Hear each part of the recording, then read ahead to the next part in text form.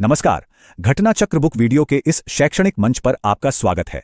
हमारा उद्देश्य है ज्ञान को सरल, स्पष्ट और सुलभ रूप में आप तक पहुंचाना। आइए आरंभ करते हैं अध्ययन और सफलता की इस यात्रा को। नमस्कार। आज हम बात करने वाले हैं भारत के विशाल और कहना चाहिए जीवन देने वाले सिंचाई सिस्टम्स के बारे में। देखिए, ये सिर्फ नहरें और बांध नहीं है ना? ये तो असल में इंजीनियरिंग, एक गहरी सोच और सच कहें तो हमारे अस्तित्व की ही कहानी है। तो एक सवाल मन में आता है ना, कि आखिर भारत की इन बड़ी बड़ी शक्तिशाली नदियों को साधा किसने? इसका जवाब ढूंढने के लिए हमें थोड़ा इतिहास में जाना होगा, इसके पूरे इंफ्रास्ट्रक्चर को समझना होगा और उन कानूनों को भी देखना होगा जिन्होंने देश के पानी की पूरी कहानी को एक शक्ल दी है। तो हम इसे 4 हिस्सों में देखेंगे। सबसे पहले नींव और इसे बनाने वाले लोग, फिर देश की लाइफलाइन कही जाने वाली नहरों पर नजर डालेंगे, उसके बाद पानी से जुड़े कानूनों को समझेंगे और आखिर में बात होगी इंजीनियरिंग के बड़े बड़े दिग्गजों यानी हमारे बांधों की।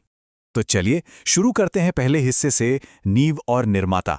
देखिए, कोई भी बड़ा काम होता है ना, उसके पीछे एक विजन, एक दूर की सोच होती है और भारत के वाटर मैनेजमेंट की कहानी भी कुछ ऐसी ही है।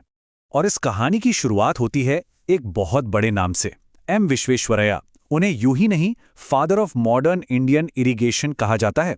सच तो यह है कि उनकी सोच ने ही वो बुनियाद रखी जिस पर आज भारत की पूरी वाटर सिक्योरिटी टिकी हुई है। अच्छा, अब किसी एक इंसान की सोच को जमीन पर उतारने के लिए इंस्टीट्यूशंस तो चाहिए ही, है ना? और ये बड़ा दिलचस्प है कि कैसे धीरे धीरे दशकों में ये जरूरी संस्थान खड़े हुए। जैसे 1945 में सेंट्रल वाटर कमीशन बना, फिर 1972 में पटना में गंगा फ्लड कंट्रोल कमीशन और 1978 में रुड़की में नेशनल इंस्टीट्यूट ऑफ हाइड्रोलॉजी की स्थापना हुई। मतलब इन सब ने मिलकर पानी को मैनेज और स्टडी करने का एक पूरा प्रॉपर सिस्टम तैयार किया। चलिए अब आते हैं दूसरे हिस्से पर, राष्ट्र की जीवन रेखा। यहां हम बात करेंगे उन जबरदस्त नहरों की जो पानी को सैकड़ों किलोमीटर दूर सूखे खेतों तक पहुंचाकर उनमें जान डाल देती हैं। अब जरा स्क्रीन पर इस नंबर को देखिए, 649 किलोमीटर। एक मिनट के लिए सोचिए जरा, ये कितना लंबा फासला है। आखिर ये है क्या? ये लंबाई है भारत की सबसे लंबी नहर इंदिरा गांधी कैनाल की।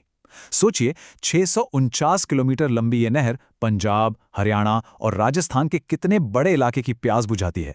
वहां की खेती के लिए तो ये किसी वरदान से कम नहीं है। ये एक परफेक्ट एग्जाम्पल है कि कैसे इंजीनियरिंग किसी जगह की तकदीर बदल सकती है। तो ठीक है, नहरें बन गईं, लेकिन कहानी यहीं खत्म नहीं होती। अब आते हैं तीसरे हिस्से पर, जल के कानून। क्योंकि देखिए, पानी को सिर्फ कंक्रीट और स्टील से नहीं साधा जा सकता। इसके लिए कायदे कानून और समझौते भी चाहिए, है ना?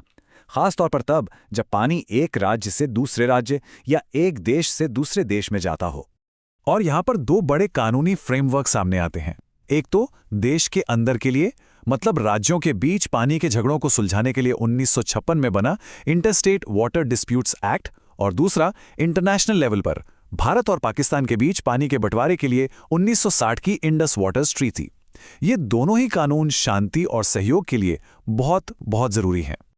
और अब बारी है हमारे आखिरी पड़ाव की, इंजीनियरिंग के दिग्गज।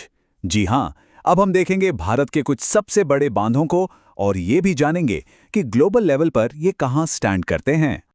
अच्छा, आगे बढ़ने से पहले एक बार फटाफट समझ लेते हैं कि डैम यानी बांध होता क्या है। सीधी सी बात है, ये एक दीवार या बैरियर है जो पानी को रोकता है, उसके लेवल को उठाता है और एक बड़ी झील जैसा रिजर्वॉयर बनाता है। फिर इस पानी का इस्तेमाल बिजली बनाने या सप्लाई के लिए किया जाता है। सिंपल। अब जरा इस टेबल पर नजर डालिए, ये बड़ा इंटरेस्टिंग है। देखिए, दुनिया का सबसे ऊंचा डैम जिनपिंग 1 चीन में है, लेकिन हमारे पास भी कम नहीं, उत्तराखंड का टिहरी डैम भारत का सबसे ऊंचा डैम है। और वहीं दूसरी तरफ दुनिया का सबसे ऊंचा नेचुरल डैम ताजिकिस्तान में है। और लंबाई की बात करें तो ओडिशा में महानदी पर बना हीराकुंड डैम भारत का सबसे लंबा डैम है। तो ये आंकड़े दिखाते हैं कि इंडिया की इंजीनियरिंग पावर कितनी जबरदस्त है। तो हमने देखा कि कैसे दूरदर्शी लोगों ने नींव रखी, कैसे नहरों ने जमीन की प्यास बुझाई, कैसे कानूनों ने पानी का बंटवारा किया और कैसे विशाल बांधों ने नदियों को साधा। इन सब ने मिलकर भारत के वाटर लैंडस्केप को वो शक्ल दी है जो आज है।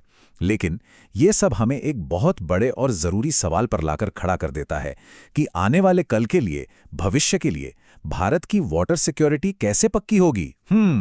इसका जवाब शायद आने वाली पीढ़ियों के इनोवेशन, उनके आपसी सहयोग और उनकी दूर की सोच में छिपा है। ये एक ऐसा सवाल है जिस पर हम सबको सोचना होगा।